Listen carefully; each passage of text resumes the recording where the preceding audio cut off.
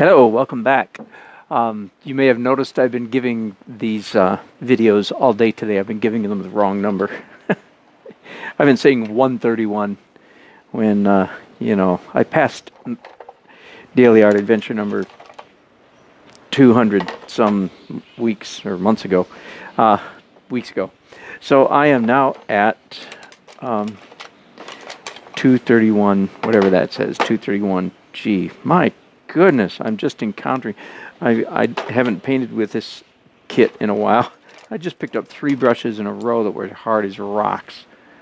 Oh, I hate it when it happens.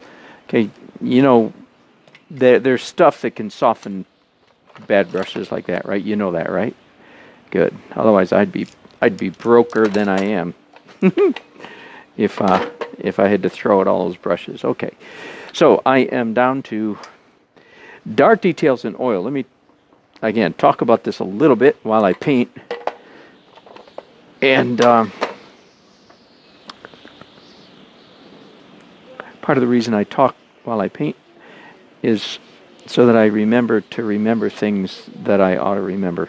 So that I keep mindful of things that I really do know, I know better than, I know enough. I know to do this and that and thus and so, but sometimes I forget. Okay, so I'm mixing up dark black. It's spelled B-L-E-C-K, and it's ultramarine and oxide red. Just a beautiful, there's all kinds of combinations. In fact, the artists who were here with me this week, and we were talking last night about various combinations of colors that make nice neutral grays. This is just one of them. Okay, but here's the. I'm quite happy, by the way, with the way it's going so far. I just a few minutes ago did a bunch of pencil lines, and again, let me reiterate that the pencil lines that I do are, yes, intended to be a part of the final piece. They're not merely drawing, drawing underwear. They're supposed to be visible. By the way, I changed the architecture of this building because I just felt like if I did it the way it actually is, nobody would believe me. Because it's from this angle, it's just such an unusual design that it just doesn't look. So I've simplified this building. I hope that's all right. I hope it's especially all right with any locals who might want to be interested in buying the painting, but they might notice that this building is off.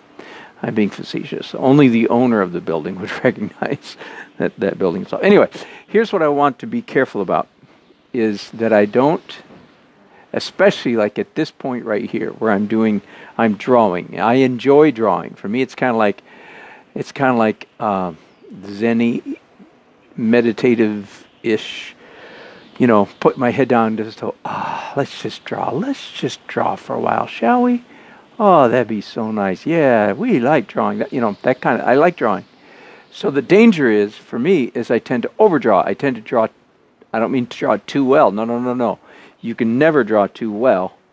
What I mean is I tend to draw more square inches than I need to. I do not need to cover the entire canvas with discernible shapes, lines, images, and so forth. I just need to cover part of the canvas.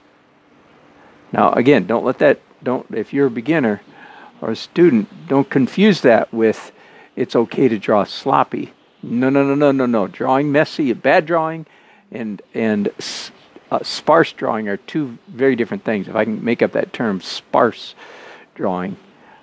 Every line you make should be pretty darn accurate. I mean, that's the goal. I want my people to look like people. I want my cars to look like cars. I want my buildings to look like buildings, and so forth. Where many people cop out when they're starting in their painting careers, they cop out precisely there at the realism stage or the realism phase, and that, dear friends, is a mistake. Learn to draw. That's the most important thing you can do. If you want to be a painter, learn to draw. That's the most important thing you can do. I just said the same exact thing twice. If you want to be a painter, learn how to draw. There, 3 times, just so you know it wasn't a mistake.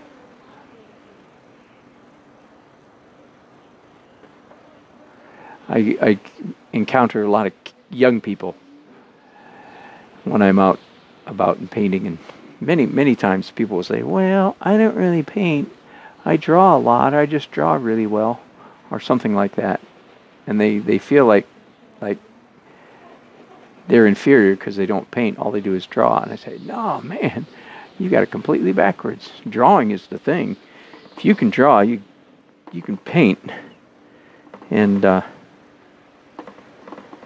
again, if there's any students listening to me, you may have heard me do this before. Let me do it again. Let's say you're a pretty serious student painter, and you can manage to do 1 painting a week for a year. And I think I'm being pretty generous because most amateurs don't do 1 painting a week. But let's just say you do 1 painting a week. How long does that 1 painting take you, do you suppose? Let's say that 1 painting takes you 6 hours. Okay, so over the course of the week you do a painting, and it took you 6 hours to do it. At the end of the year, you'd have 52, roughly. Let's take 2 weeks out for vacation. You have 50 paintings done. Okay, now let's imagine you get yourself a sketchbook, actually a whole bunch of 3, 4, 5, 6, 10 sketchbooks, but one at a time. And you spend 15 minutes per sketch. That's a decent amount of time for a little study. A drawing of a bag of French fries, or a drawing of a weed or a flower, a drawing of your foot propped up on a coffee table, a drawing of the TV that's in front of you sitting on a cabinet with a plant behind it, 15-minute drawings, everything, just little sketches. Okay, so instead of spending 6 hours on a painting, you spend 15 minutes on a sketch. How many sketches can you do in the time it would take you to do 1 painting? The answer is 24. Let's imagine you do that for a year. You don't do any paintings. You just do, but instead of 50 paintings, you do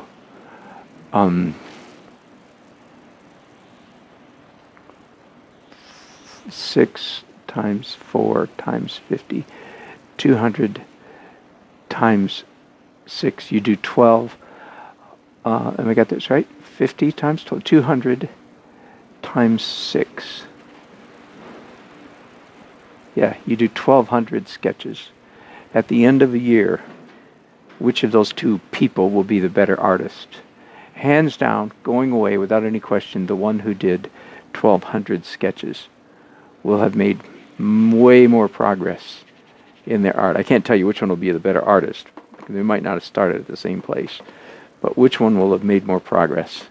Hands down, going away, the one that did the 1,200 sketches. So, if you want to learn how to paint, don't paint for the next year. Dedicate all that time, all your painting time to sketches. I know that people, for some reason, drawing doesn't seem as sexy as painting. I'm sorry that that's the impression so many people have, because it's not a good one. Okay, so there's my drawing is done, my babbling is done, my preaching is done. My next stage on this one is going to be the fuzz stage.